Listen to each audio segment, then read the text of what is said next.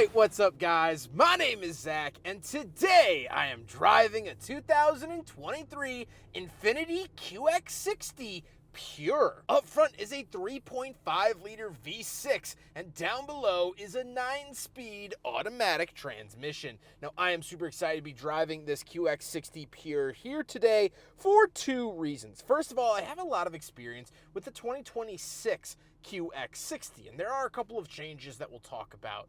But the biggest change, and the second reason I'm most excited, is because this has the 3.5-liter V6, where the current QX60 has actually dropped down to a 2-liter turbocharged 4-cylinder. And so today we're going to be talking about those sorts of differences. We're going to be talking about Infiniti and a lot of other things. But if you'd like to submit your own vehicle and have it reviewed here on the channel, you can head on over to my website, zackpradel.com/submit. It's a quick and easy submission form. It takes under a minute to fill out, and I come out to you. And if you'd like to see all my videos weeks or sometimes months in advance, you can head on over to my Patreon for only $5 a month. Last but not least, huge thank you to Toyota of Naperville for letting me borrow their QX60 for today's video. If you'd like to browse their inventory, you can do so down in the description below, but we'll talk about them more towards the end of the video. But let's get back to that 3.5-liter V6 under the hood. Well, it is a VQ35 that we've seen in the Nissan 350Z, the Pathfinder. So many great vehicles from Nissan and Infiniti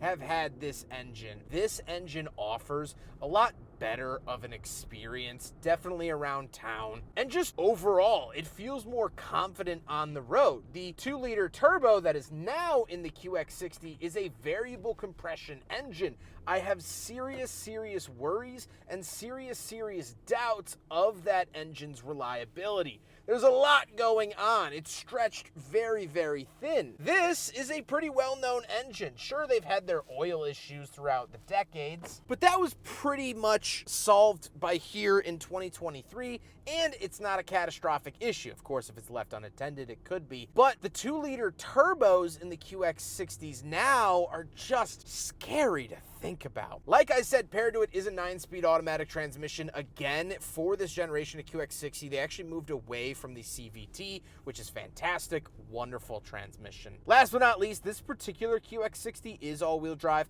However, you could find them in front-wheel drive in this era. How does it feel to drive the QX60? It's nice. It offers a luxurious experience.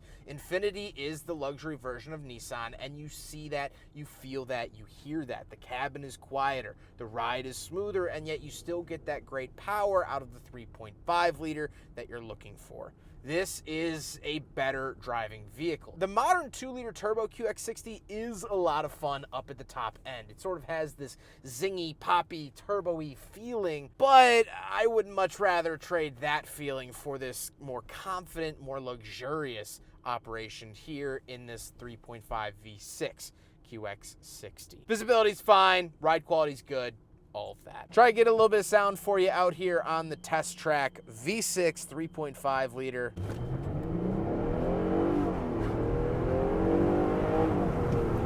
That's what we're looking for. That's what I want out of a 3-row SUV. I don't want to wait and moan and beg and plead for it to please spool up so I can go to Walmart. It just goes. The 3.5 VQ35DE is such a good engine.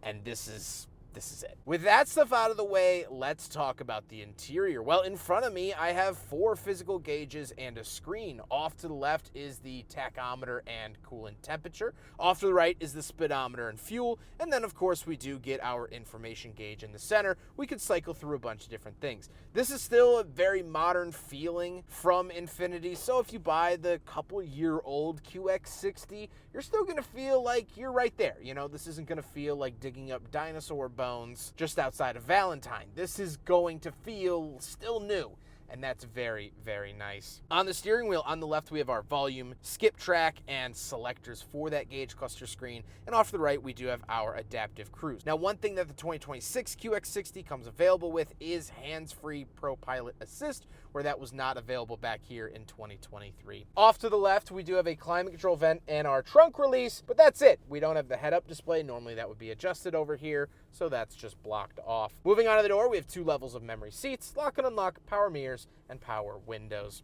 Moving into the center, we get our infotainment display. This does have wireless Apple CarPlay and Android Auto, and it is a relatively nice experience. This is Nissan and Infiniti's slightly older operating system. It's not necessarily bad, it just does feel a little bit dated, kind of like wearing your dad's t-shirt. It's not the hippest thing in the world, but you know, it gets the job done, and it'll be fine enough. It does have a backup camera. Some trim levels got 360 cameras. This pure trim level does not, but that was an option. Down below, we have 2 climate control vents, and then we have a lot of haptic buttons. So we have seek, track, and tune, some radio adjustments, and our hazard switch is a physical button. That is not haptic. But then we get our climate controls. These are mostly haptic. Honestly, I like them. I haven't had an issue with them. I've been driving this at 17 degrees today.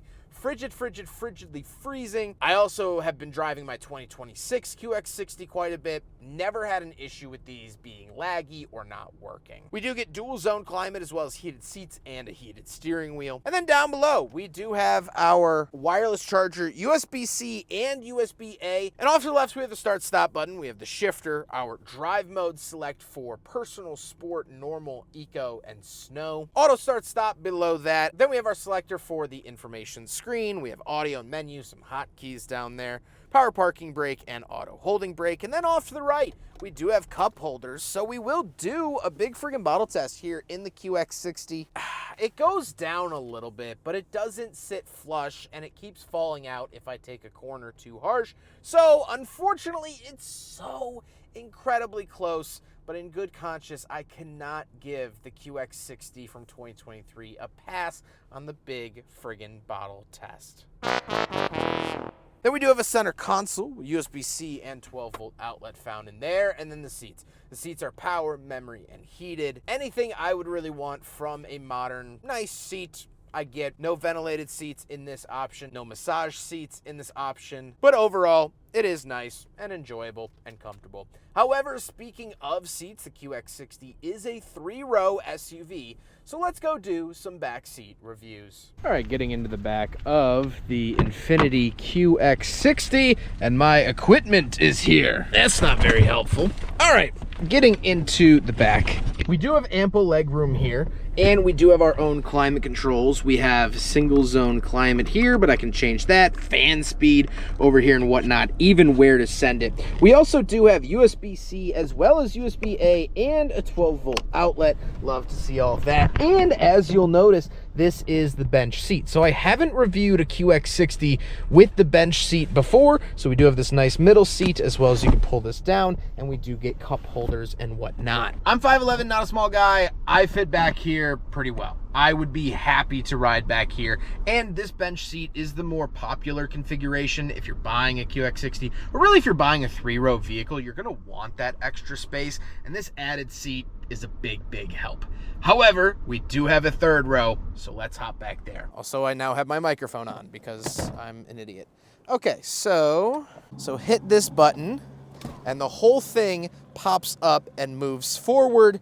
The center seat operates with this driver's side seat. That one is its own independent. Step up on here and crawl like you've never crawled before. So, as you could tell, not a whole ton of space. One nice thing is that you do have a USB-A over there, cup holder, no USB over here, but you still get the cup holder. If this seat does come back to its normal position, my legs will probably cease to exist. I can try. Oh, wow. Okay. This is not for the claustrophobic. Not good at all. I don't really fit. So I am in the 3rd row of the QX60. That's pretty cool. As a full-size adult, I don't like being back here. They had the QX80, which was a bigger Armada-based vehicle. If you have a big family, I always recommend that you go up to that, or honestly, the Armada's pretty good too. But if you need them, you know, I drove 6 people around the other night in the 2026 QX60, and it was fine enough. You know, it was getting everyone back from the city of Chicago, back into the suburbs. It did the job. I didn't hear too much complaining. There was some complaining, but for other topics, so, you know, it works enough. But here I am, in the back. What other reviewer jams themselves into precarious situations like I do? Anyway, we do have a button here to get out, so let's get out. That's kind of aggressive, but let's get out and talk about the trunk. So we do have a trunk button right down here. Of course, power operated tailgate. I would not expect anything else. These are the floor mats for the QX60. Get those out of here for a second. And there you go. We don't have any buttons over here. We do have like a hook and things like that. We have a 12-volt outlet down there, which is fantastic. And we can pull this up for a little bit of storage. But because of that third row, you don't get a whole lot. Now you can press this. You pull these. So pull this down and then push that down and push that down, and now you have a ton of cargo space. Really, really enjoy that. However, you then do sacrifice the third row. So like I said, if you use the third row all the time, the QX80 is gonna be better. However, this is still a pretty good amount, and I love that. There you go. Hit the button, power operated tailgate right back down. Love it. Smooth, calm, and collected from Infiniti. Now we gotta talk about the looks, and I like the look of the QX60. I don't think it's anything special. I think this car blends into the background so incredibly easily and so incredibly flawlessly. If you want to not be noticed, the Infiniti QX60 is a good choice for you. I will say I do see a lot of them out on the road, but they're never anything of note besides this 1 week that I've been sort of fixated on the QX60. Now my brain is looking for them, but by next week I won't notice another one ever again. That's sort of the design cues, and the QX60's always been that way. I reviewed an old QX60 many, many moons ago, and I felt the same way. It looks nice, but that's where my loyalty ends. With all of that being said, let's get on to my final thoughts. What do I think driving an Infiniti QX60, not only from 2023, but most importantly, with that V6? Well, this is a very, very good car. First of all the touch points in here are very nice. You get leather up on the dash, you have the heated seats. It does feel like a more premium Pathfinder experience. That's what this car feels like. Beyond the touch points, it's a 3-row, it's nice. That V6. The V6 is just a better power plant for this application. It just is. Not only in reliability, not only do I trust this V6 a lot more than I trust the 2-liter turbo, but it just offers a more premium experience. It feels better. It drives nicer. And I would much rather buy one of these a few years old than even a brand new 2-liter turbo variable compression. It just has more confidence. And honestly, anyone can tell you, it doesn't matter how you look. It doesn't matter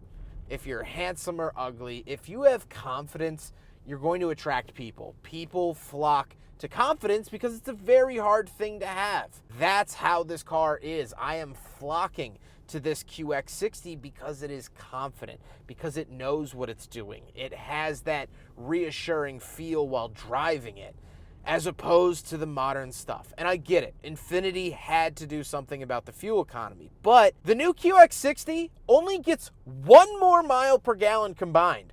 This gets a combined miles per gallon of 23. The new one gets a combined miles per gallon of 24. So you're not really losing much. You're going to save money. You're going to be more reliable and just have a better off vehicle by buying the slightly older QX60 than buying the new one. And that's just it. Buy this instead of that. But if you want a comparison to this and that, I have that on my channel as well.